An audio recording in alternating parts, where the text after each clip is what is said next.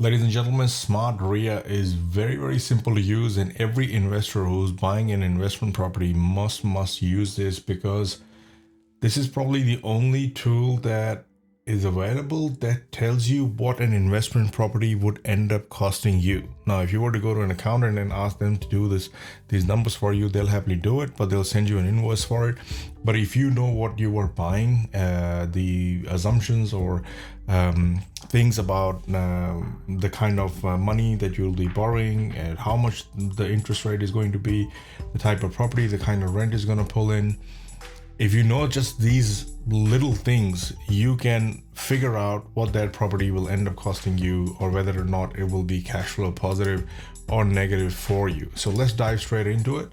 So over here, you can start off with the address. So if whatever address you put in here, that is the address for the property. Analysis period, you go 10, but you can go up to 60 periods, and each period is 1 year long. So if you make it 60, that basically means that you are holding the property for 60 years, which is never the case. Usually it is 10 to 15. You can even have it for 30 years, 15 years, and so on. But let's just say we do a calculation for 10 years for simplicity's sake. Purchase price, let's say we buy a property for 1.3 million. I mean, these are basic information about a property that you would know that you're going to put in. So purchase year, so it automatically picks up from the date, but if you want to change that, you can. Total area, so what is the total area of the block that you are buying? Let's say 700 square meters. Let us say, what is the total rentable area? So rentable area is different from the total area of the site. So you can say, okay, it's going to be 450. Now, if you have stamp duty or transfer taxes or capital improvements that you want to make to the property, or you want to raise some capital during that time, which is, some of these things are related to the US environment, and some of them are related to you. So if you have those things, or transfer taxes or things like that, you can put those in.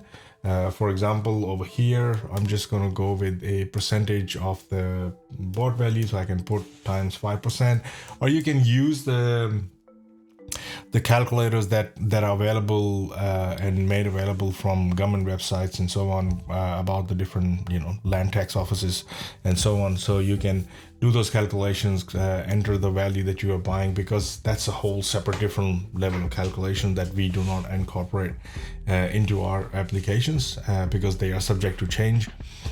So we've got whatever that number is, you can put that number in. You don't have to use the formula. I just put 50,000 here. And what are the closing costs or legals? For example, I'll end up paying 2,500 to the lawyer for conveyancing and closing. Now, these are just the basic property details.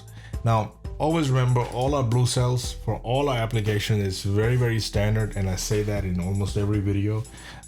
Blue cells are your input cells, so you have to look for blue cell. Orange cells are basically cells that may have a formula, but you can override it. So if you go in there and put in a different value, it will override it.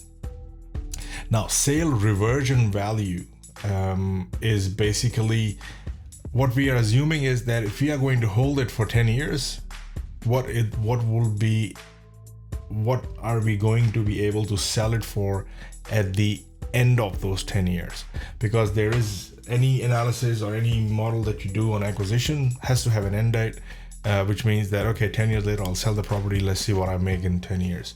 So in here, you've got exit sale value calculation, and there are two different methods. One is you can go with a growth rate. That means in some of these sections, we will answer those details about, okay, I'm going to follow a growth rate. I'm hoping that the capital growth rate per annum in my area is going to be 6%.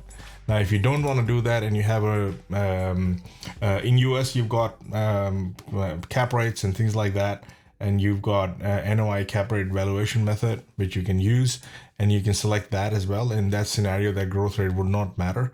But if you still have that historical capital growth rate in the area that you are purchasing for that property, you can enter that in there.